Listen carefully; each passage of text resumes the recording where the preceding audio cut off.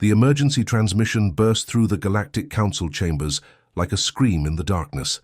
Static filled the air as holographic displays flickered to life, showing a desperate Zephyrian face with large, luminous eyes that seemed to hold the weight of an entire dying world. Ambassador Ji-won Kim sat forward in his chair, his hands gripping the smooth metal armrests as the universal translator struggled to convert the alien's panicked words. Around the massive circular chamber, representatives from dozens of species shifted uncomfortably in their specialized seats. The Alterian delegate's four arms crossed defensively, while the crystalline Vorthan representative's body pulsed with nervous orange light. "Please, honored council members," the Zephyrian's voice cracked through the speakers. "The Void Swarm has consumed 3 systems in our sector. Their bioships number in the hundreds of thousands. Our orbital defense platforms are already falling. We have perhaps 2, maybe 3 weeks before our homeworld becomes another dead rock in space." The hologram showed terrifying images of the approaching threat. Massive organic ships that looked like infected organs floating through space, their surfaces crawling with smaller creatures. These weren't machines built by hands, but living nightmares that consumed everything in their path. The swarm moved like a disease across the galaxy, leaving nothing but empty worlds behind. Councillor Thexara, an 8-foot-tall reptilian from the Draconis system, hissed through his translator. The Zephyrians should have evacuated months ago, when the first warnings came. Now they want us to sacrifice our fleets for their poor planning. Sacrifice? The Zephyrian delegate's voice rose. "We're talking about 40 billion lives, children who haven't even learned to fly yet, elders who remember when the galaxy was young. They don't deserve to die because we lack the firepower to stop this plague." The chamber erupted in heated discussion. The insect-like hive minds clicked and buzzed among themselves, their compound eyes reflecting the chamber's lights. The gaseous nebula dwellers spoke in whispers that sounded like wind through empty corridors. Everyone had an opinion, but none offered solutions. Admiral Vextor of the Alterian Navy, his blue skin marked with the scars of a dozen campaigns, stood at his delegation's podium. His voice carried the weight of military experience. The Void. Swarm has never been defeated. In 300 years of galactic history, they've destroyed over 50 civilizations. Every fleet sent against them has been absorbed into their biomass. This isn't cowardice speaking, it's mathematics. We simply don't have enough ships. Murmurs of agreement rippled through the chamber. Several smaller delegations nodded their heads or performed equivalent gestures of approval. The math was brutal but simple. The swarm grew stronger with every world they consumed, turning organic matter into more bioships, more weapons, more death. Ji-won Kim watched the debate with growing frustration. Earth's delegation sat in a small section reserved for newer galactic members, often ignored by the established powers. Humans had only made first contact 87 years ago, and most species still considered them primitive newcomers who barely understood hyperspace travel. But Ji-won had studied the Void Swarm. He'd read every report, analyzed every battle, and understood something the older civilizations missed. They fought the swarm like it was a conventional enemy, using predictable tactics that the hive mind could easily counter. The swarm had evolved to defeat organized, logical military responses. Humans, however, specialized in chaos. The Alterian Admiral continued his speech. "Even if we combined every fleet in the Council, we'd be facing odds of 10 to 1. The swarm's bioships regenerate damage faster than our weapons can inflict it. Their neural network processes battle data instantaneously. It would be suicide." "Then what do you suggest?" The Zephyrian delegate's image flickered as their transmission weakened. "That we simply accept extinction? That 40 billion souls mean nothing because the mathematics aren't favorable?" Silence fell over the chamber. Nobody wanted to say it out loud, but evacuation was the only logical option. Save who they could and abandon the rest. It was cold, practical thinking that had kept the galactic civilizations alive for millennia. That's when Ji-won Kim stood up. His movement was so unexpected that several delegates turned to stare. The human ambassador was young by galactic standards, barely in his 40s, with kind eyes and a determination that burned like a small star. He stepped forward to his delegation's tiny podium, and his voice carried clearly through the chamber's acoustic systems. "Earth will answer your call." The words hit the chamber like a physical blow. Shocked silence spread from delegation to delegation as beings tried to process what they'd just heard. The newest, weakest member of the galactic community had just volunteered for a mission that seasoned military powers considered impossible. Admiral Vextor's eyes widened. "Ambassador Kim, surely you understand the implications.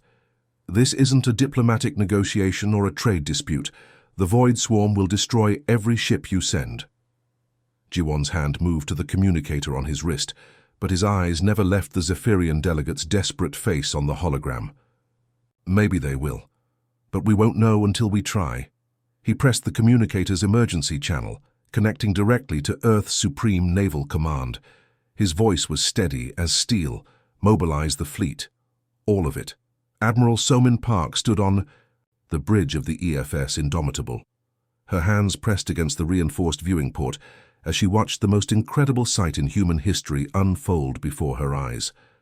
10,000 ships stretched across the space around Luna like a metallic constellation, each vessel representing humanity's determination to answer a desperate call for help. The Indomitable itself was a testament to human engineering. A kilometer-long, dreadnought bristling with railguns, plasma cannons, and the newest experimental weapons that Earth scientists had developed. Its armor plating gleamed under Luna's reflected sunlight, each section designed to absorb and redirect energy attacks. But even this massive warship looked small compared to the converted cargo haulers floating nearby, their hulls now covered in weapon mounts and shield generators. "Admiral, the Soul Defender is reporting ready for departure," called out Lieutenant Yunji Shin from her communications station. Her young face showed a mixture of excitement and terror that Somin recognized in most of her crew. None of them had ever seen anything like this mobilization. Through the bridge's speakers, Somin could hear the constant chatter of ship commanders coordinating their formations. Captain Do-hyun Park commanded the Busan Lightning, a fast attack cruiser that had been retrofitted with experimental stealth technology. His ship darted between the larger vessels like a shark among whales, testing its new cloaking systems. "Status, report," Somin commanded, turning to face her bridge crew. Captain Hyunwoo Lee, her second-in-command, consulted his datapad with practiced efficiency. The device's holographic display showed a three-dimensional map of their entire fleet, each ship represented by a glowing dot of different colors. "All fleets reporting ready, Admiral. The Mars Industrial Fleet has completed integration with the 3rd Battle Group. The civilian volunteers have been distributed among military units as planned." Somin watched as a massive mining vessel, the Asteroid Hunter, maneuvered into position alongside a squadron of destroyers. The mining ship's industrial lasers had been modified to cut through enemy armor, while its cargo holds now stored enough ammunition to supply an entire battle group. Its crew of miners and engineers had volunteered without hesitation when Earth's call went out. "Admiral," Hyunwoo continued, his voice carrying a note of amazement, "we've never attempted an operation of this scale. The logistics alone should be impossible.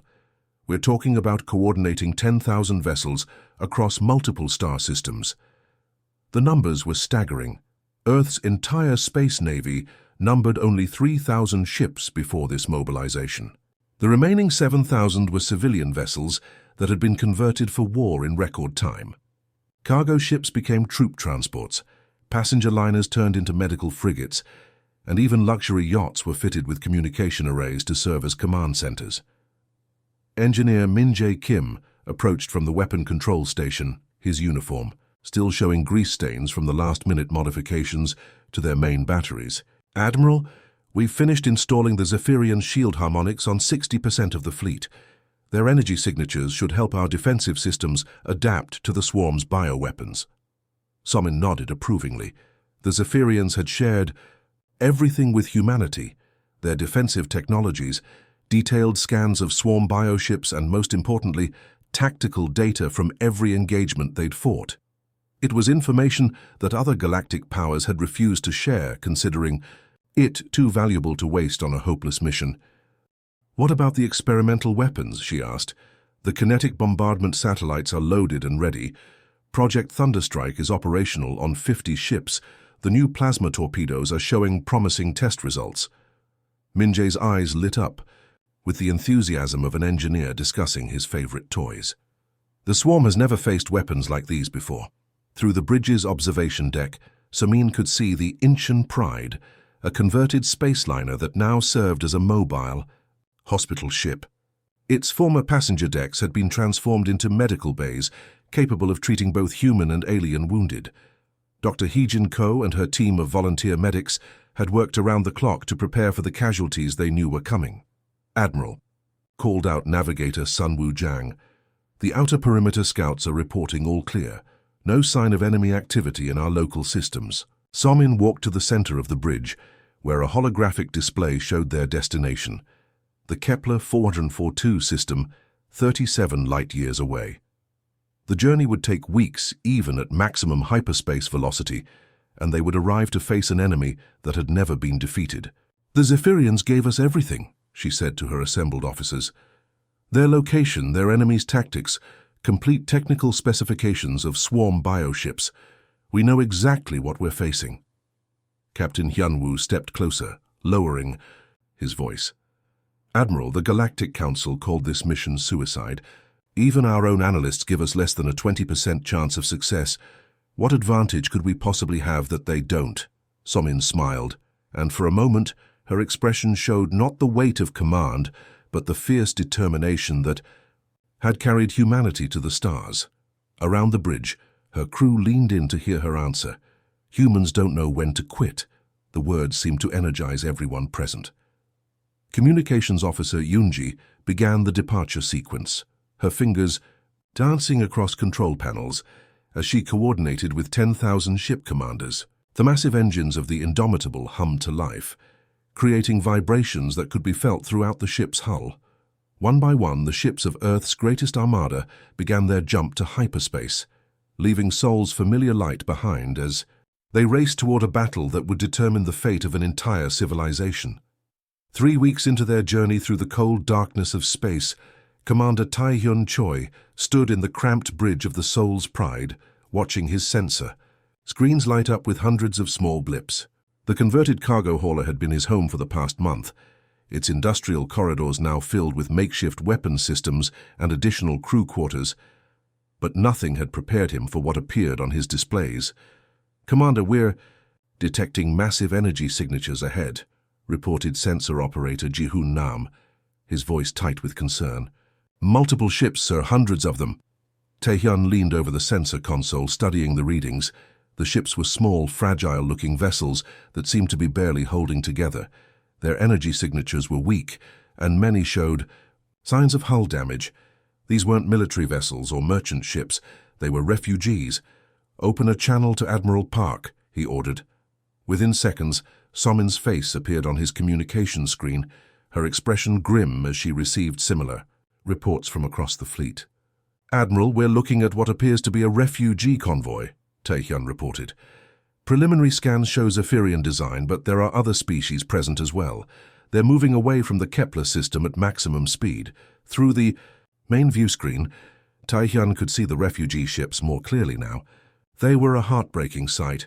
Civilian vessels never meant for long space journeys, their hulls patched with makeshift repairs and their engines straining to maintain even basic propulsion. Some were barely more than escape pods, packed with families who had fled their homes with nothing but the clothes on their backs.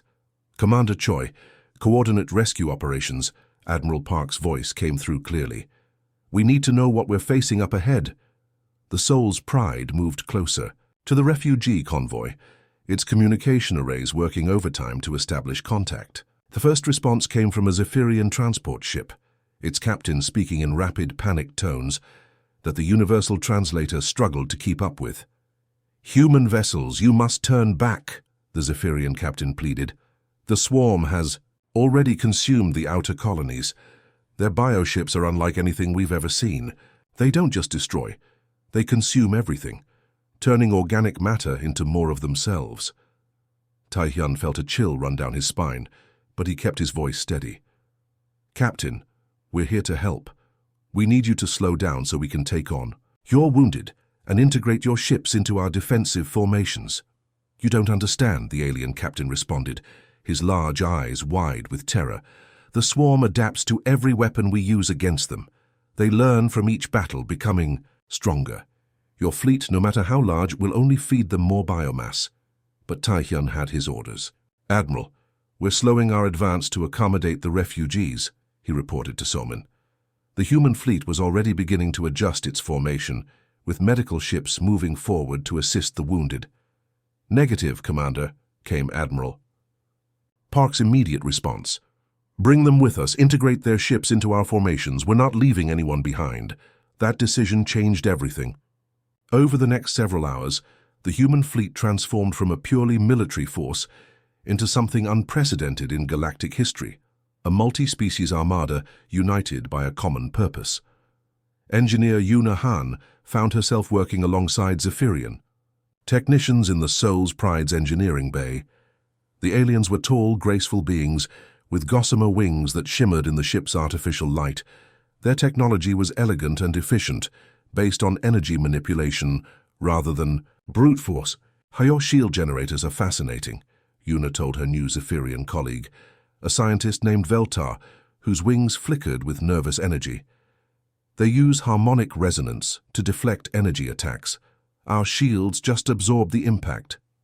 Veltar clicked his beak-like mouth in what Yuna had learned was a sign of agreement. Your kinetic weapons are crude but effective. We have never seen projectiles that can penetrate bioarmor so efficiently. The swarm's regenerative capabilities mean nothing against weapons that destroy tissue faster than it can heal. Working together, they began modifying human ships with Zephyrian shield technology while installing human weapons on refugee vessels. The Soul's Pride became a testing ground for this technological fusion. Its hull now protected by shimmering energy barriers, while its cargo holds were filled with experimental ammunition. But the refugees brought more than just technology. They brought first-hand knowledge of the enemy. Captain Minho Lee of the Daegu Warrior spent hours interviewing survivors, learning about swarm tactics and capabilities.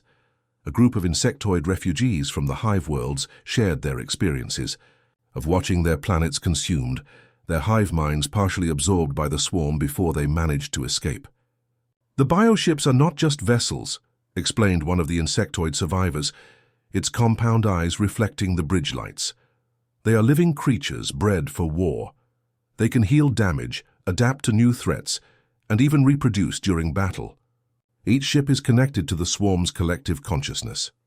As the days passed, the human fleet continued to grow. More refugee groups joined them. Crystalline beings whose ships were living coral reefs, gaseous entities that traveled in specialized atmospheric containers, and even a group of robotic constructs whose creators had been consumed by the swarm. Decades ago, Dr. Heejin Ko worked tirelessly in the medical bays, treating wounded refugees and learning about alien biology. Her team of human medics became experts in treating injuries they had never seen before, while alien healers shared techniques that seemed like magic to human observers. The wounded are recovering faster than expected, she reported to Admiral Park during one of their daily briefings. The Zephyrian healing techniques are accelerating our own recovery processes. We're seeing injuries that should take weeks to heal closing in days. By the time they reached the edge of the Kepler 442 system, the human armada had become something extraordinary. What had started as 10,000 human ships had grown into a fleet of over 15,000 vessels, representing dozens of species. The refugees had become allies, their ships integrated into human battle formations, their knowledge and technology shared freely. Commander Taehyun looked out at the assembled fleet from his bridge, amazed at how much had changed. The Soul's Pride now flew alongside a Zephyrian corvette and a crystalline healing vessel, their different technologies working in harmony. It was no longer just Earth's fleet. It had become a symbol of hope for every species that had ever faced the swarm's terror. The real battle was about to begin. The Void. Swarm emerged from the darkness of space like a living nightmare. Admiral Samin Park stood frozen on the bridge of the Indomitable, watching as thousands of biomechanical ships materialized on her sensors. These weren't the clean, geometric vessels that most galactic civilizations built. The swarm ships looked like massive organs floating through space, their surfaces pulsing with veins of bioluminescent light that created an eerie glow against the star field. "Dear God," whispered Communications Officer Yoonji Shin, her face pale, as the main view screen showed the approaching enemy. The largest swarm vessels were the size of small moons, their hulls covered in what looked like cancerous growths that occasionally opened to reveal weapon ports or launch bays for smaller biofighters.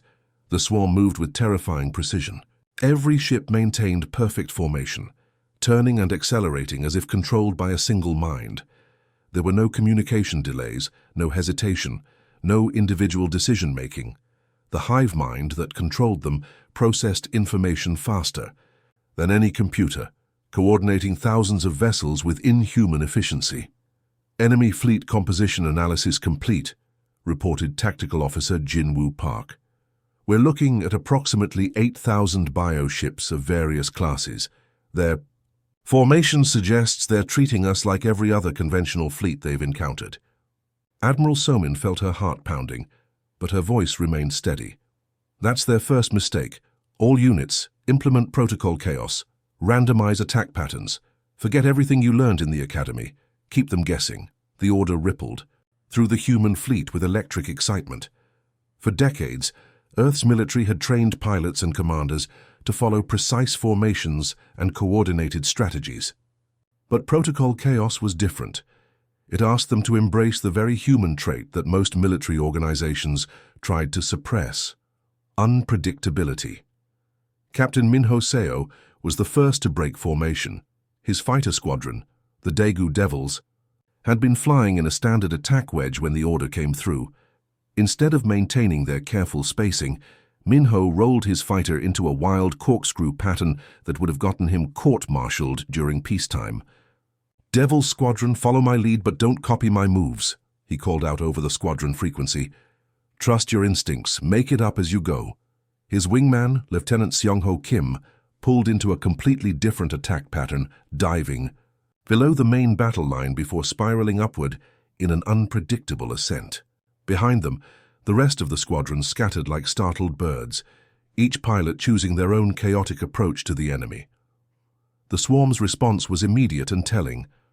Biofighters that had been moving to intercept the expected formation suddenly hesitated, their perfect coordination disrupted as the hive mind struggled to process the humans' erratic behavior. For the first time in their existence, the swarm faced an enemy that didn't follow logical patterns. "It's working," Engineer Yunahan called out from her station, monitoring the battle through the ship's sensor network. "Their response time is increasing. Look at this data. The hive mind is trying to predict our next moves based on standard tactical analysis, but we're not following any standard patterns." On the main view screen, the battle unfolded like a deadly dance. Human ships weaved between swarm biovessels in seemingly random patterns, firing at targets of opportunity rather than following predetermined attack routes. The Soul's Pride suddenly accelerated toward a massive swarm cruiser, then at the last second veered away to attack a smaller biofighter that had been trying to flank them. Commander Tai-hyun Choi laughed with fierce joy as he piloted his converted cargo hauler through the battle.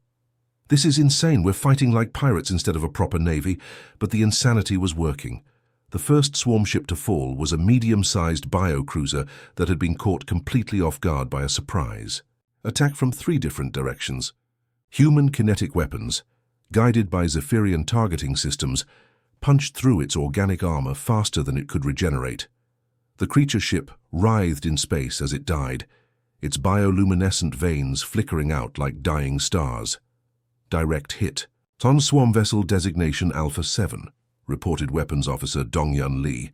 "Their regeneration can't keep up with concentrated kinetic fire. Confirmed kill."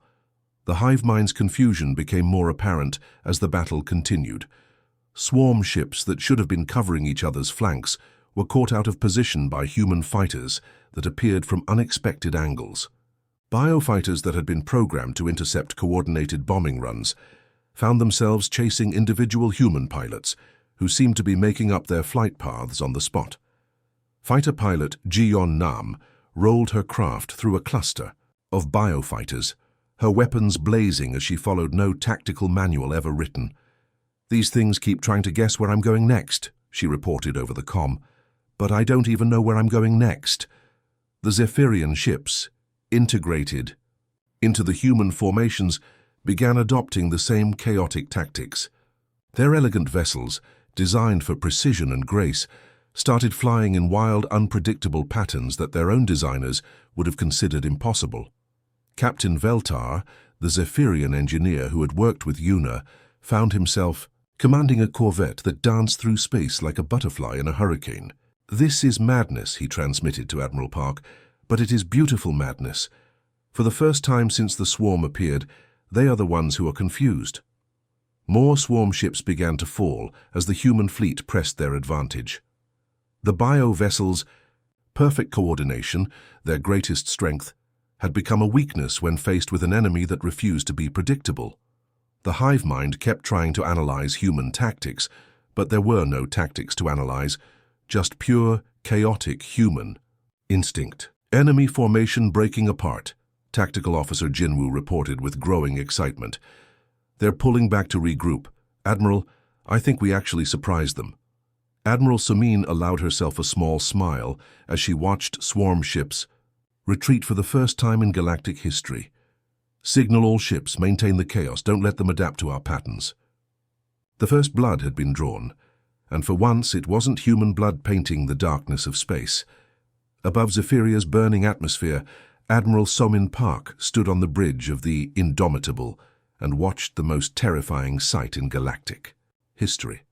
The swarm's queen ship hung at the edge of the system like a diseased moon, its massive bulk pulsing with veins of sickly green light. This wasn't just a ship. It was a living creature the size of a small planet, its surface covered in countless smaller bioforms that served as weapons, sensors, and communication nodes. "Admiral, the Queen is coordinating their entire fleet from that position," reported Tactical Officer Jinwoo Park, his voice tight with exhaustion. They had been fighting for 18 hours straight, and the human fleet was running low on ammunition and energy. "Every swarm ship is linked to that central nervous system. As long as it survives, they'll keep regenerating and adapting to our attacks." Around Zephyria's orbit, the battle raged with desperate intensity. Human and allied ships darted between massive swarm bio-cruisers, their weapons blazing as they tried to protect the planet's remaining orbital stations. The Zephyrian homeworld itself was a heartbreaking sight. Its once blue oceans now reflected the orange glow of burning cities, and massive biopods from the swarm had already begun landing on the surface. Captain Hyunwoo Lee approached the Admiral with a damage report that made everyone on the bridge wince. "We've lost 30% of our fleet. The sole defender went down protecting the refugee convoy. The Busan Lightning is dead in space with engine failure. And Admiral, our main weapons are down to 15% ammunition." Somin stared at the Queen ship through the view screen, her mind racing through impossible calculations. Every tactical scenario led to the same conclusion. They didn't have enough firepower left to penetrate the creature's defenses. But she had noticed something during the battle that gave her a desperate idea. "Jinwoo, show me the neural connection patterns again," she ordered. The tactical display lit up with streams of bioenergy connecting the Queen ship to every swarm vessel in the system. The connections pulsed like arteries carrying information and commands throughout the hive mind. It was beautiful in its efficiency, but Somin saw the weakness that no other galactic commander had ever exploited. "If we could sever those connections suddenly, all at once," she murmured. "The shock would feed back through the entire network." Engineer Yunahan finished, understanding immediately. "But Admiral, the only way to generate that kind of disruption would be to overload our main reactor while in direct contact with the Queen's neural core." Everyone on the bridge fell silent as the implications became clear. It would work, but the ship carrying out the attack would be vaporized in the process. Commander Taehyun's voice crackled through the communication system from the Soul's Pride. "Admiral, we're reading massive bioform movement on the planet's surface. The swarm is accelerating their consumption process. We have maybe 2 hours before Zephyria becomes uninhabitable." Somin closed her eyes for a moment, thinking of her daughter back on Earth, of the billions of humans who are counting on this mission's success, and of the 40 billion Zephyrians who faced extinction if she failed. When she opened her eyes, her decision was made. "All ships, this is Admiral Park," she announced over the fleet-wide communication channel. "Maintain the attack on their remaining fleet. I'm taking the Indomitable on a direct course for the Queen." The bridge erupted in protests. "Admiral, that's suicide," Captain Hyunwoo shouted, grabbing her arm. "There has to be another way." Somin smiled sadly, gently removing his hand. "Tell Earth we kept our promise." She turned to her crew. These brave men and women who had followed her across the galaxy to fight an impossible battle. "All hands, this is your Admiral. We came here to save lives, and that's exactly what we're going to do. Prepare for reactor overload on my command." Engineer Yuna worked frantically at her station, tears streaming down her face as she prepared the ship's reactor for a controlled explosion. "Reactor core is ready for overload, Admiral. The blast should be sufficient to disrupt the Queen's neural network." "Communications, patch me through to all Allied vessels," Somin ordered. "I want them to have every piece of tactical data we've gathered about the swarm." The Indomitable began its final journey, accelerating toward the massive Queen ship with engines pushed far beyond their safety limits. Around them, the remaining human and Allied ships continued their desperate fight, giving the flagship the cover it needed to reach its target. As they approached the Queen ship, its surface began to writhe with defensive activity. Smaller bioforms detached from the main mass, moving to intercept the incoming threat. But human fighters, led by Captain Minho Seo's remaining squadron, threw themselves into a suicidal attack run that cleared a path for the Indomitable. "Entering the Queen's defensive perimeter," reported Navigator Sunwoo Jang. "Neural interference is increasing. I can feel something trying to get inside my mind." The Queen ship's psychic influence washed over the bridge crew like a tide of alien thoughts and alien hunger. But Somin's determination burned brighter than the creature's malevolent intelligence. "All stations, brace for impact," she called out as the Indomitable struck the Queen ship's neural core. The explosion that followed lit up the entire system. The flagship's reactor overload created a cascade of energy that raced through every neural connection the Queen ship maintained. Across the battlefield, swarm vessels suddenly went dark as their controlling intelligence was severed with violent finality. Commander Tai Hyun, now the ranking officer of what remained of the human fleet, coordinated the final assault against the helpless swarm ships. Without their hive minds coordination, the biovessels drifted through space like dead whales, easy targets for the surviving Allied forces. "All swarm vessels have gone dark," he reported to the fleet. "Repeat, the swarm is no longer responding to stimuli. We've won." The silence that followed was broken by cheers from every ship in the Allied fleet.